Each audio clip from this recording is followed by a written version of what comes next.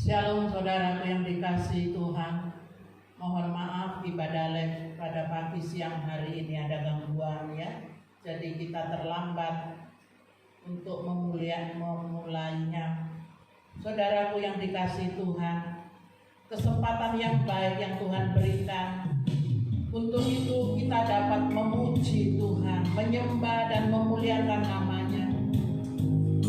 Terima kasih buat kesempatan ini Tuhan.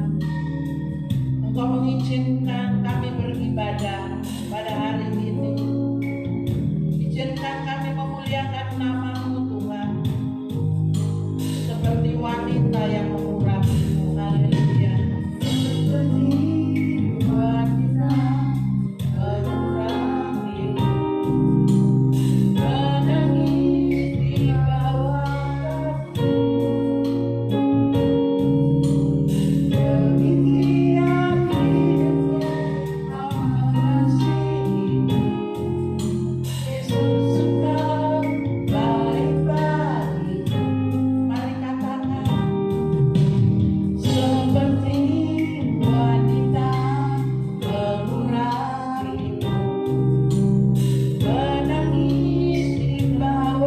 kaki.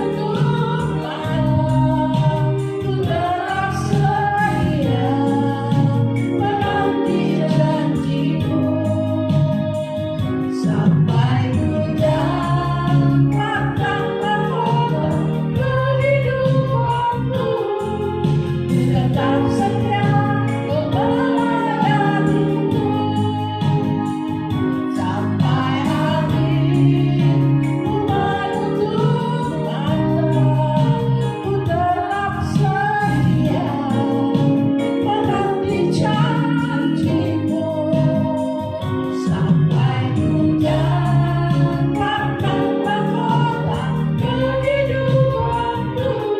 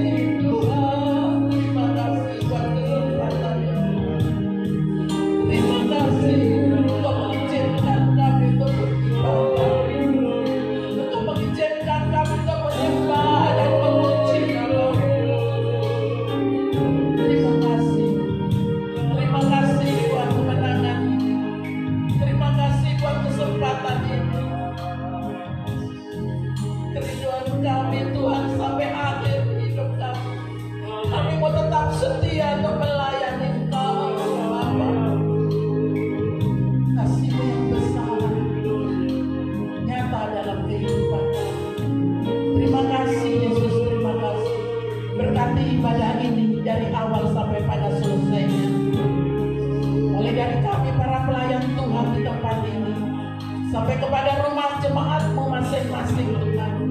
Baik yang ada di kota ini maupun di kota-kota lain, di pulau-pulau lain, kami serahkan semua dalam tangan Tuhan. Tuhan, bungkus kami, urapi kami dengan urapan-Mu yang baru. Terima kasih Bapa, terima kasih. Kami bersyukur, kami berterima kasih. Kami boleh beribadah pada pagi siang hari ini. Hanya di dalam nama Yesus Kristus kami tabiskan ibadah ini. Haleluya. Amin. Puji nama Tuhan, saudaraku yang dikasihi Tuhan. Nyanyilah nyanyian baru bagi Tuhan, sebab Dia telah melakukan perbuatan-perbuatan yang ajaib. Keselamatan telah dikerjakan oleh Dia dari tangannya yang kudus, oleh lengannya yang kudus. Dia kerjakan semua itu. Mari saudaraku yang dikasihi Tuhan, kita katakan pujian ini.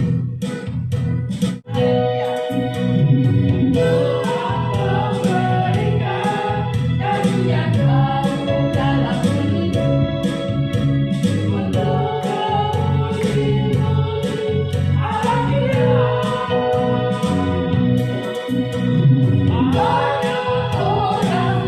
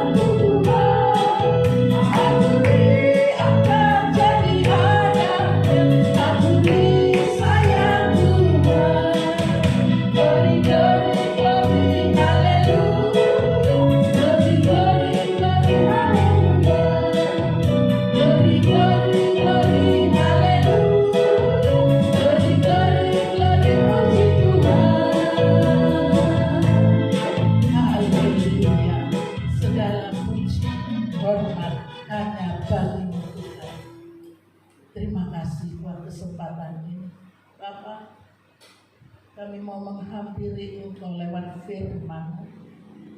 Bukalah hati kami, bukalah telinga kami Tuhan, untuk menerima segala nasihat. Mari jemaat yang dikasihi Tuhan, dan menjemput Engkau bangkit berdiri. Kita angkat pujian ini.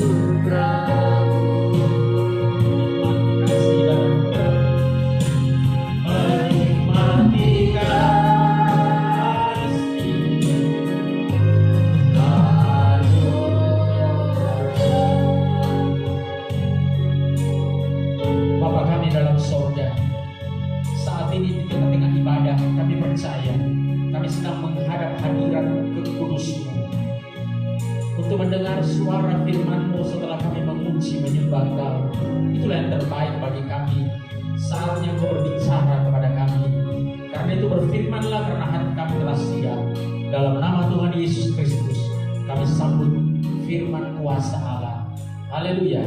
Amin. Shalom alaikum buat kita sekalian. Pada hari ini kita akan mendengar firman Tuhan Minggu 21 Maret, setangkai mawar. Itulah tema kita pada pagi siang hari ini. Saudaraku, kita baca Matius pasal yang ke-10, pasal 11 ayat 28. Injil Matius pasal 11 ayat 28, begini bunyi firman Tuhan. Marilah kepadaku semua yang letih lesu dan berbeban berat, aku akan memberi kelegaan kepadamu. Ada satu kepastian di sini, saudaraku. Apakah kepastian itu? Bahwa manusia hidup dalam dunia ini mengalami beban yang berat dan hidup dalam letih lesu. Karena itu, saudara kasih Tuhan, Dia mengundang kita, marilah kepadaku. Itulah undangannya. Dan ada kepastian yang ketiga adalah, aku akan memberi kelegaan kepadamu. Ketiga hal ini merupakan satu bukti dan tidak bisa disangkal dalam setiap umat manusia. Tidak ada seorang pun manusia di akhir-akhir ini, sekarang ini khususnya, yang tidak mengalami keadaan berbeban berat. Tidak ada seorang pun di antara semua manusia tidak mengalami letih lesunya perjalanan kehidupan kita. Karena itu, saudara kasih Tuhan, Yesus dengan segala ketenangannya, dengan segala, saudaraku, kemurahannya, dengan segala cinta kasihnya yang mendalam, Dia berkata kepada kita semua, saudara yang mendengar suaranya saat ini, marilah kepadaku, supaya engkau terbebas, terlepas, berkemenangan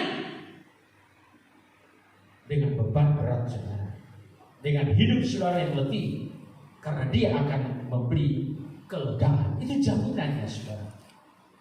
Hidup yang meletihkan dengan beban yang berat dalam dunia ini, khususnya ke depan semakin terjadi hal itu. Karena menjelang kedatangan Tuhan, kondisi dan keadaan baik alam, baik situasi manusia, keamanan dan lain sebagainya akan terjadi perubahan radikal, saudaraku. Ya, dan itu akan membingungkan manusia. Dan banyak dikatakan manusia akan mengalami ketakutan, kecemasan, dan kekhawatiran yang sedemikian rupa.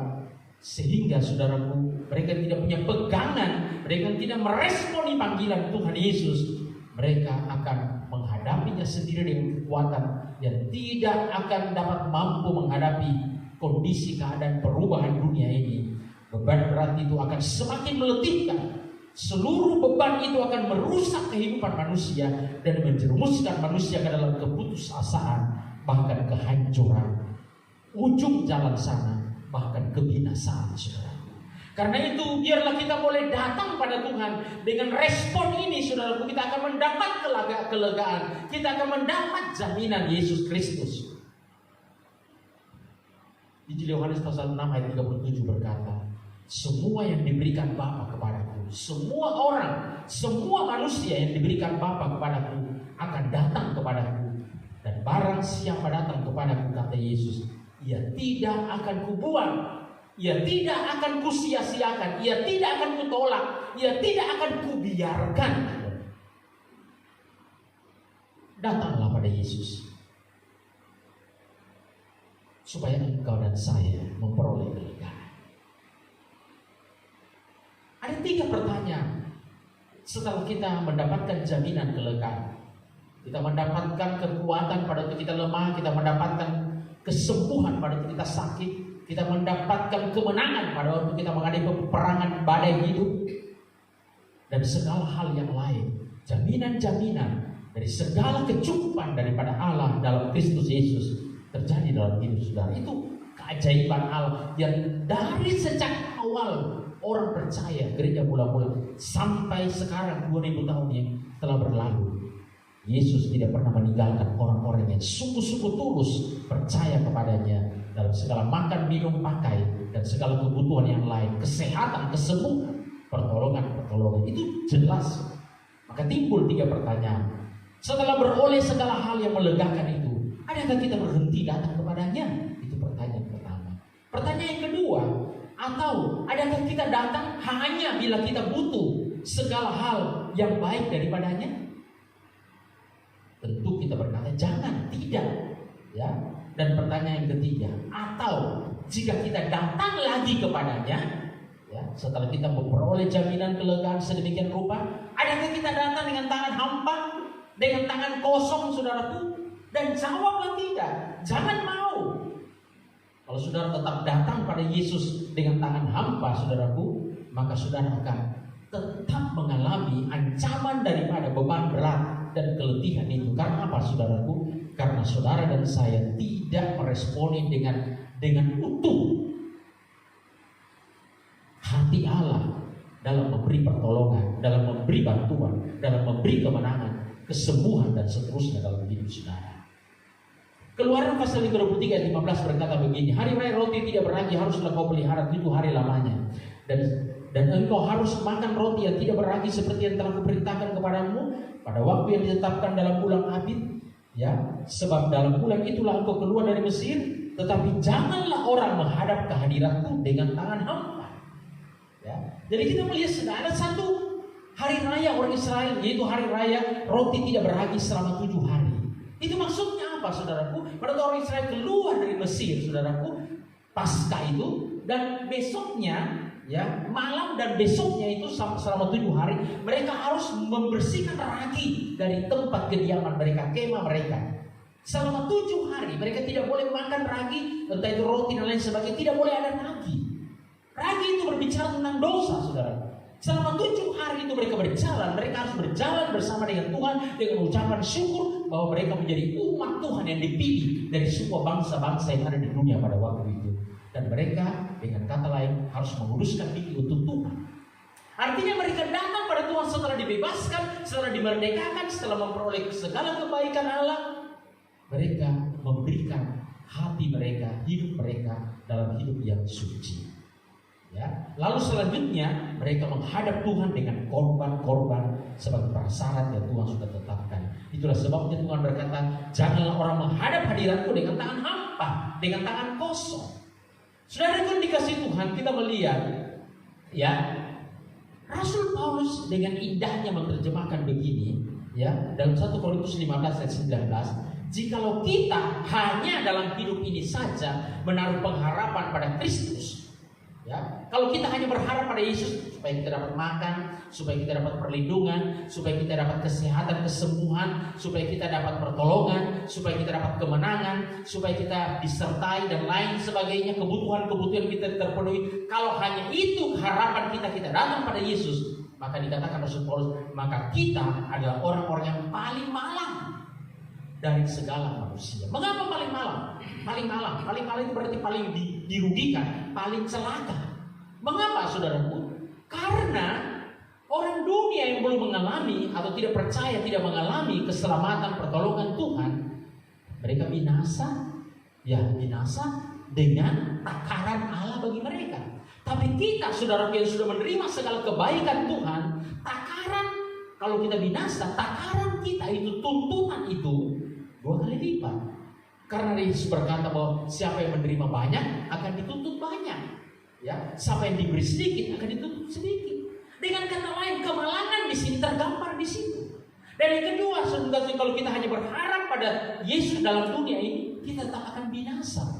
Karena kita tidak harapan untuk kehidupan kekal. Karena itu Rasul Paulus berbicara tentang kebangkitan di sepanjang 1 Korintus 15 ini berbicara tentang kehidupan yang akan datang. Kehidupan setelah kematian, kehidupan seterusnya dan selamanya, dan itu sebenarnya kehidupan yang sebenarnya. Sebab kehidupan dalam dunia ini sementara dan bukan kehidupan sebenarnya.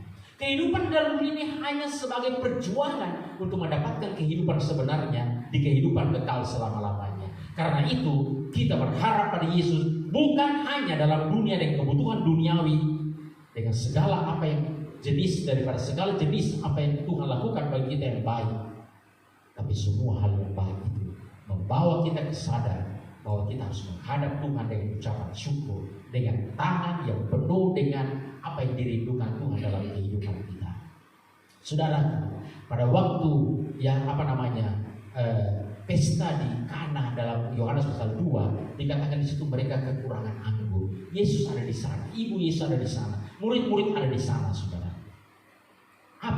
Apa makna yang tergambar di sana? Maknanya adalah bahwa kalau orang Kristen hanya berharap kepada penyediaannya dalam dunia ini, bahkan penyediaan Allah saja dalam dunia ini, bukan penyediaan dunia dan akhirat, bukan penyediaan dunia sekarang dan yang akan datang, kita akan kekurangan anggur, kita akan kekurangan sukacita, kita akan kekurangan jaminan keselamatan, dan itulah yang terjadi. Ya, saudaraku dikasih Tuhan, bukankah Allah menaruh kita di dalam hati kita kerinduan, menunjuk bahwa Allah juga punya kerinduan. Ya, saudara dikasih Tuhan, kita diberi mata, Allah punya mata. Kita diberi mulut, Allah punya mulut. Kita diberi emosi atau perasaan, Allah punya perasaan. Allah punya, saudara, emosi. Kita diberi tangan, Allah punya tangan. Karena kita adalah gambar Allah, diciptakan dalam gambar Allah, saudara. Kalau kita punya kerinduan, Allah lebih lagi punya kerinduan. Karena itu, saudara kasih Tuhan, kita melihat bahwa Tuhan merindukan sesuatu, ya, dari kehidupan kita. Bukankah Dia menciptakan kita untuk satu tujuan? Tujuan apa Dia menciptakan kita? Supaya kita menjadi penyembah yang benar di hadapannya. Di Yohanes 4 ayat 23, ya, dikatakan begini, tetapi saatnya akan datang dan sudah tiba sekarang, bahwa penyembah benar akan menyembah Bapa dalam roh dan kebenaran. Sebab Bapa menghendaki, Bapa merindukan Allah yang menciptakan saudara, menyelamatkan saudara, memberkati saudara, melindungi saudara, memberi kelegaan pada saudara, merindukan engkau datang padanya, tidak dengan tangan kosong. Ini bukan berbicara tentang persembahan saja, ya. Itu hal enteng, hal ke daftar ke-100. Yang terutama dan yang nomor 1 adalah kita datang padanya dengan menyembah Dia. Itulah tujuan kita diciptakan. Itulah tujuan kita datang pada Tuhan dengan tangan penuh. Ini yang terutama.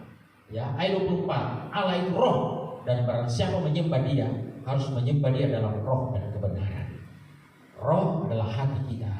Oleh Roh Kudus, hati kita telah diselamatkan. Bersama dengan Roh Kudus dikatakan bahwa roh Allah dan roh kita bersaksi bahwa kita adalah anak-anak Allah. Roma pasal yang ke-8 ayat sekian. Nah, kita sudah besar, roh Allah membimbing roh kita untuk menyembah Dia dalam kebenaran. Artinya dalam kriteria firman Tuhan. Firman Tuhan adalah kebenaran, Alkitab adalah kebenaran. Kalau berdua hal ini kita lakukan, maka kita melihat saudara penyembahan kita, dan kita datang dengan tangan yang utuh, saudara.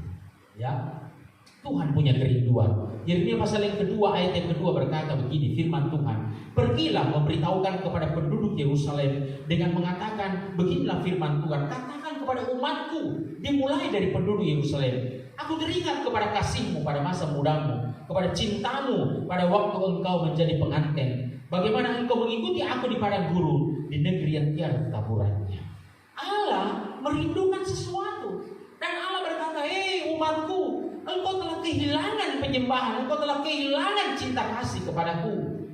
Engkau disibukkan dengan korban-korban domba, kambing, lembumu pada hadapanku. Semuanya tidak berarti kalau tidak dasar kasih di dalamnya, kalau tidak dasar penyembahan, kesadaran, ketulusan di dalamnya. Engkau telah kehilangan itu. Itulah sebabnya Allah berfirman, aku rindu pada waktu engkau baru keluar dari Mesir, bagaimana engkau mengikuti aku dengan cinta kasih yang mendalam. Saudara dikasih Tuhan, Allah punya kerinduan, dan inilah yang saudara dikasih Tuhan membawa tema kita, ya, saudaraku, setangkai mawar. Ini berangkat dari beberapa hari lalu saya sedang berdoa menyembah Tuhan, saudaraku. Lalu saya mendengar suara Roh Kudus dalam hati saya, dan firman itu dari Bapa Sorgawi berkata, engkau datang kepadaku dengan membawa setangkai mawar. Saudaraku, saya agak sedikit terperanjat, saudara, ya, dengan sukacita, dengan kelegaan yang lebih mendalam lagi, saudaraku. Saya menyembah lebih dalam lagi. Karena apa, saudaraku? Bahwa penyembahanku tidak kemana-mana, tidak nyasar kemana-mana, tidak bepergian kemana-mana, tapi penyembahanku sampai ke hadiratnya bagaikan setangkai mawar, saudara kasih Tuhan, ya, diserahkan kepada Bapa Sorga. Saudaraku, setangkai mawar itu adalah ungkapan cinta kasih yang mendalam, saudaraku. dari suatu hubungan. Itu lambang daripada setangkai mawar. Hubungan suami istri, ya, hubungan anak terhadap orang tua. Pada waktu hari ulang tahun orang tuanya, anaknya membawa setangkai mawar kepadanya, ya. Khususnya hubungan kekasih. Nah, kita, saudaraku, dalam hubungan kita dengan Kristus Yesus, bukan saja dia sebagai Bapa kita, dia sebagai sahabat kita, dia sebagai Tuhan kita, dia sebagai juru selamat kita, tapi juga dia adalah kekasih jiwa kita. Ya, dia adalah kekasih jiwa kita. Dan untuk saudara dan saya sebagai kekasih jiwa saudara, dia mengorbankan segala-galanya. Yohanes pasal yang kedua ayat 17 berkata, maka teringatlah murid-muridnya bahwa ada tertulis, cintakan rumahmu, menghanguskan aku. Rumah Allah, tubuh Kristus, itulah gereja, itulah umat Tuhan. Cinta Yesus begitu mendalam, ya. Saudara kasih, walaupun dalam Injil tidak begitu diungkapkan, sebab nanti orang salah anggap, saudara, ya. Karena kekasih jiwa kita Yesus itu bukan dalam hubungan sebagaimana orang pikiran kotor, saudaraku, dengan hawa nafsu yang duniawi ini, saudaraku. Cinta kasih kita kepada Kristus adalah cinta Allah yang kekal, cinta agape yang tidak berubah, cinta yang tidak bisa berhenti dan tidak akan bisa berakhir, dan tidak bisa dilawan oleh apapun dengan kekuatan manapun dalam dunia dan alam semesta ini. Itulah cinta Allah. Cinta akan rumahmu, cinta akan tubuh Yesus, ya. Itulah yang menghanguskan Yesus, itulah yang membuat dia disalibkan, saudara. Ya, karena itu saudara dikasihi Tuhan, inilah pengorbanan yang mendalam untuk mendapatkan hubungan kasih antara Yesus dengan engkau, engkau dengan Yesus. Tidak heran Rasul Paulus dengan tegas berkata begini dalam 2 Korintus 11 ayat yang kedua, sebab aku cemburu kepada kamu dengan cemburu ilahi, karena aku telah mempertunangkan kamu kepada satu laki-laki untuk membawa kamu sebagai perawat suci kepada Kristus. Paulus sendiri seorang rasul yang besar, saudara, dipakai dengan luar biasa. Dia cemburu pada gereja karena mempelai Tuhan, kekasih Tuhan, gereja Tuhan. Mempelai Tuhan itu akan ada di samping Yesus pada waktu pesta anak domba. Sedangkan Paulus, ya, Yohanes Pembaptis dan semua nabi-nabi hanya undangan, sahabat Allah. Itulah sebabnya Paulus berkata, aku cemburu kepada kamu. Ya, saudara pun bersitu, tapi cemburu ilahi, bukan cemburu marah-marah, saudara, bukan cemburu birahi. Nah, kita melihat di sini, saudara, itulah maksudnya apa? Bahwa saudara dan saya adalah kekasih Yesus. Nah, kalau saudara kekasih Yesus, saudara tentu membawa sesuatu dalam tangan saudara pada waktu saudara menghadap Tuhan. Itulah maksudnya setangkai mawar. Artinya apa, saudaraku? Ya, bahwa pada waktu engkau menghadap Tuhan, bukan saja engkau minta disembuhkan, bukan saja engkau minta diberkati, bukan saja engkau minta disertai, bukan saja engkau minta kemenangan di tengah badai, tapi terlebih penting adalah engkau datang menyembah Dia, menyatakan keluhurannya, menyatakan kekudusannya, menyatakan, saudaraku, menyanyikan dan memuji dalam penyembahan kepada-Nya. Inilah yang terjadi. Mengapa perempuan yang datang di kaki Yesus menangis, saudaraku, begitu menggugah hati Yesus? Karena dia datang dengan hati yang penuh penyembahan. Dia datang dengan hati yang penuh kegaguman kepada Yesus. Dia tidak layak, saudara, mencium kaki Yesus setelah diurapi. Tidak, saudaraku. Dia mencium dulu kaki itu, lalu dia urapi. Kalau dia urapi dulu, saudaraku, ya, mau bicara mungkin bau tengi di kaki Yesus, ya, hilang karena bau harum. Tidak, saudaraku. Dia mencium kaki itu, baru dia urapi. Dia menyatakan apapun yang paling kurang baik menurut pandangan orang lain tentang Yesus dan kaki Yesus.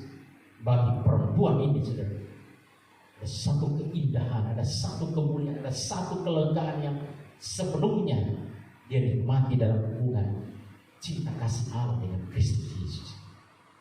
Saudara yang dikasihi Tuhan, ya, setangkai mawar itu adalah berkat rohani. Saya dapat terjemahkan perkenanan Tuhan memulihkan, menerima penyembahan kita kepadanya. Itulah setangkai mawar, ya. Lalu Tuhan membandingkan pada waktu saya dinyatakan itu tentang setangkai mawar. Saya melihat ada sebukit mawar, saudara, sebuket, ya, satu kumpulan mawar. Saya bertanya-tanya dalam hati, apa maksudnya saya membawa setangkai mawar lalu ada sebukit mawar? Tuhan berkata apa? Sebukit mawar ini adalah pemberian dari Henokh. Henokh yang 300 tahun lamanya hidup bergaul dengan Allah dan menyembah Allah sedemikian rupa, sehingga kita berkata dunia ini tidak layak bagi dia, sehingga dia diangkat hidup-hidup oleh Allah menghadap hadirat dan tahta Allah. Itulah Henokh. Kalau saudara baca itu dalam Kejadian pasal yang ke-5 ayat 22 sampai 24, ya, Nuh juga hidup bergaul dengan Allah, tapi dia tidak mencapai sebukit mawar, setangkai atau beberapa tangkai, sama seperti saya dan saudara yang datang menyembah dia, ya, sehingga dia hanya dipakai dengan bahtera Nuh.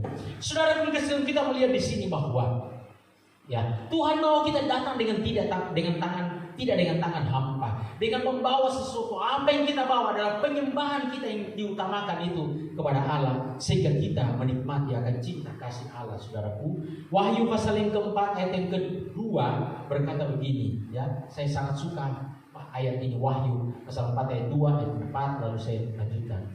Segera aku dikuasai roh, kata Rasul Yohanes. Segera aku dikuasai oleh roh Allah, dan lihatlah sebuah takhta berdiri di sorga, dan di takhta itu duduk seorang, ya.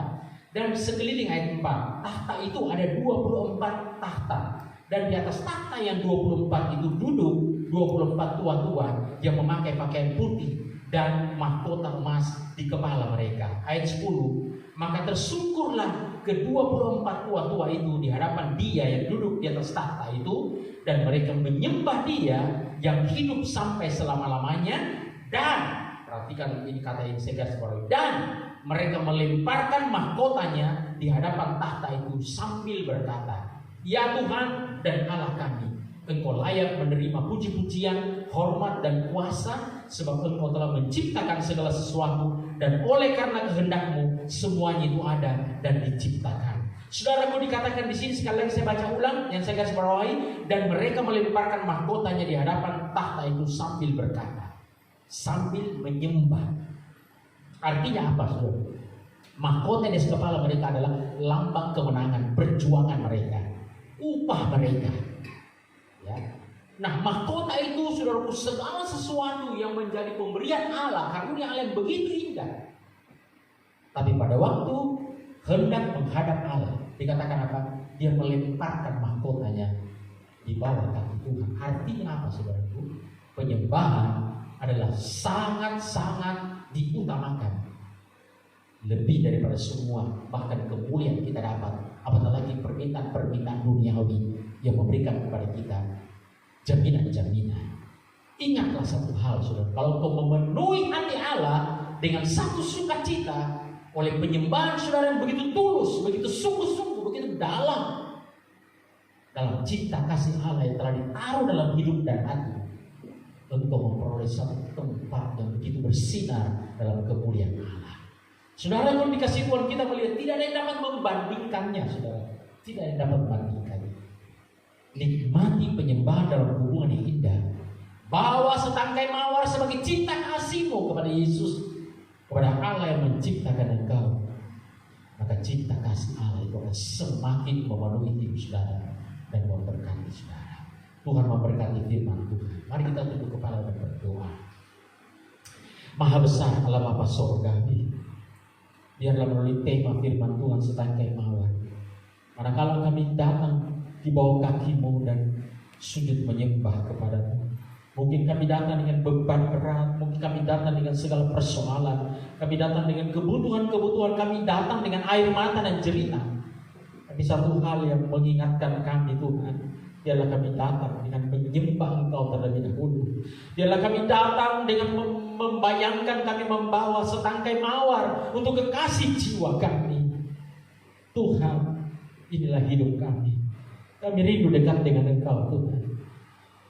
Dunia ini dengan segala kepedihannya, dunia ini dengan segala gejolaknya, dunia ini dengan segala kekhawatiran, ketakutannya, dengan segala keletihan yang memberatkan hidup manusia, hanya di bawah kaki-Mu, hanya Engkau yang dapat menjawab untuk memberi kemenangan kepada kami. Dalam nama Yesus Kristus kami mengucap syukur buat firman. Haleluya. Amin.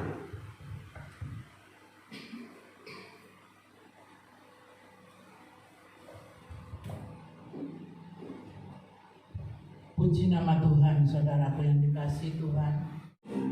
Mari kita angkat pujian ini dan kita akan memberikan korban tangan kita. Sabarnya Tuhan menghadapiku, memimpin di jalan-jalannya hingga aku dewasa.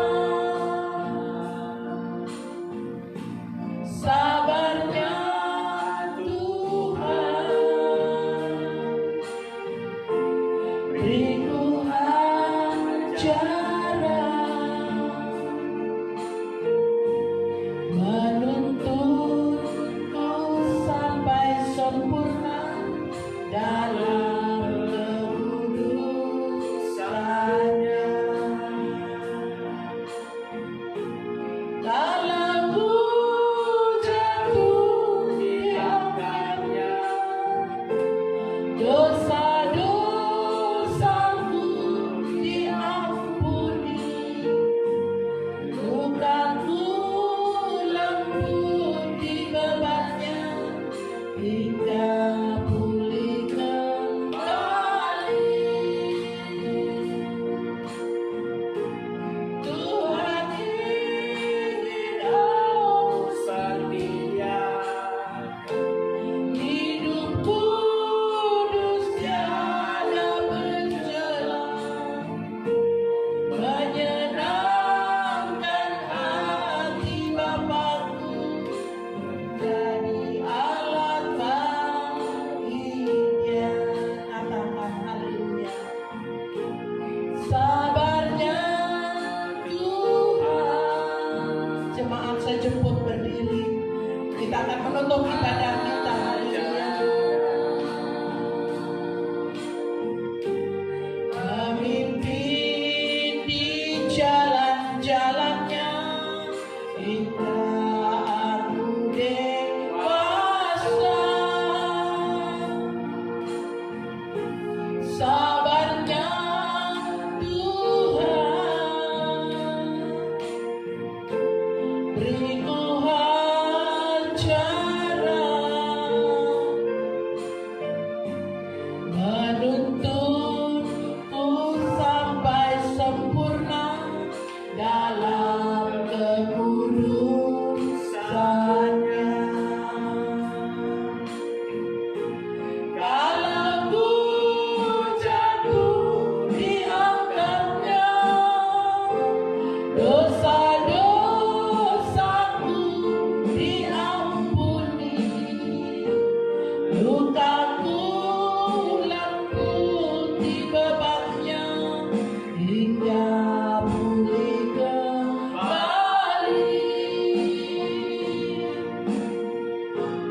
Tuhan ingin aku seperti Dia, hidup kudus tiada bercela, menyenangkan hati Bapakku, menjadi alat baginya. Menyenangkan hati Bapakku, menjadi alat baginya. Menyenangkan hati Bapakku, menjadi alat baginya.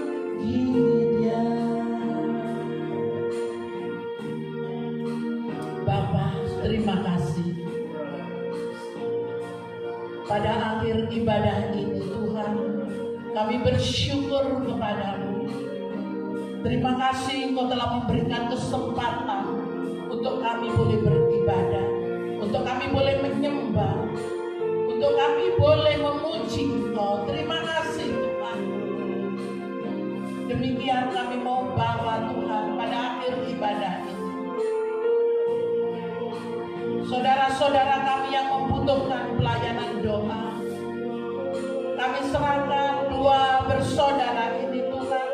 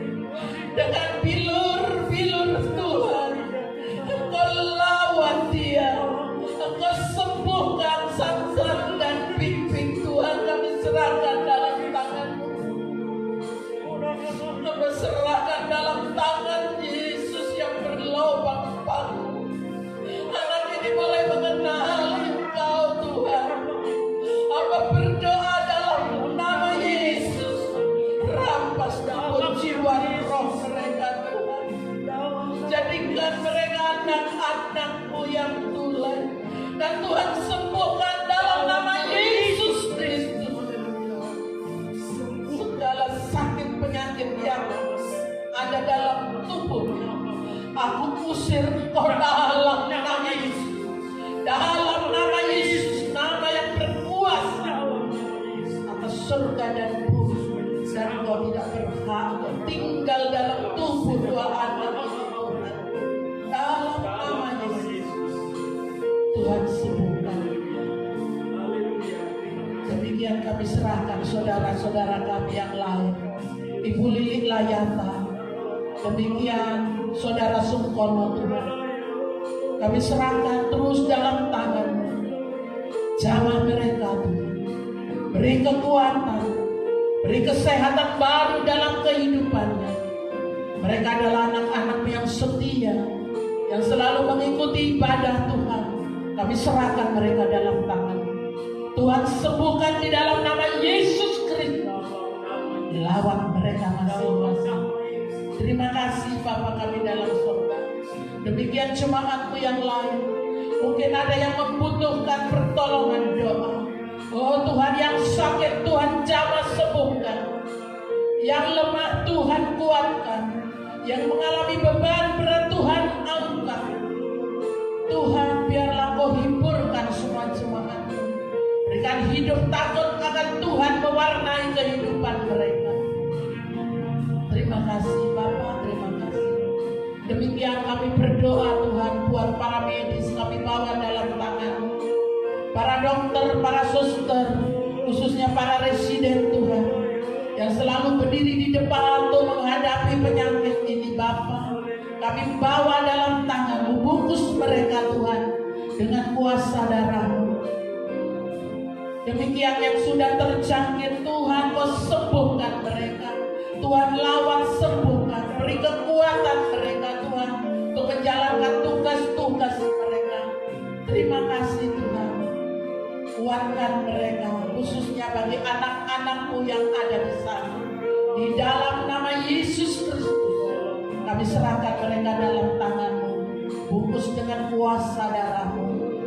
Jangan izinkan sakit apapun Tuhan menghampiri mereka.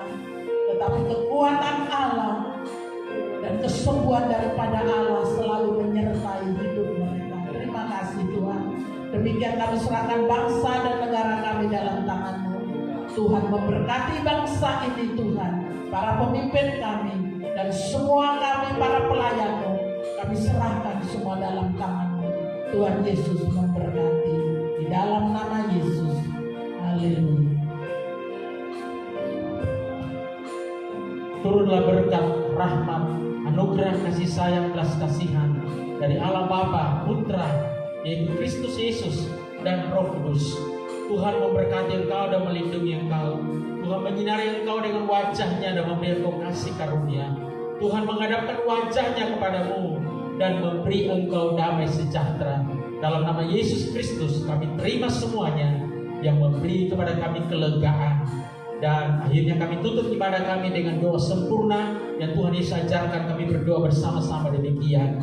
Bapa kami dalam kerajaan sorga, dikuduskanlah nama-Mu, datanglah kerajaan-Mu, jadilah kehendak-Mu di bumi seperti di sorga. Berikanlah pada kami hari ini makanan kami secukupnya, dan ampuni kami akan kesalahan kami, seperti kami mengampuni orang yang bersalah kepada kami. Dan janganlah membawa kami ke dalam pencobaan, tapi lepaskanlah kami daripada yang jahat, karena Engkau yang punya kerajaan dan kuasa dan kemuliaan sampai selama-lamanya. Amin. Tuhan memberkati seluruh ibadah kita. Sampai ketemu minggu yang akan datang.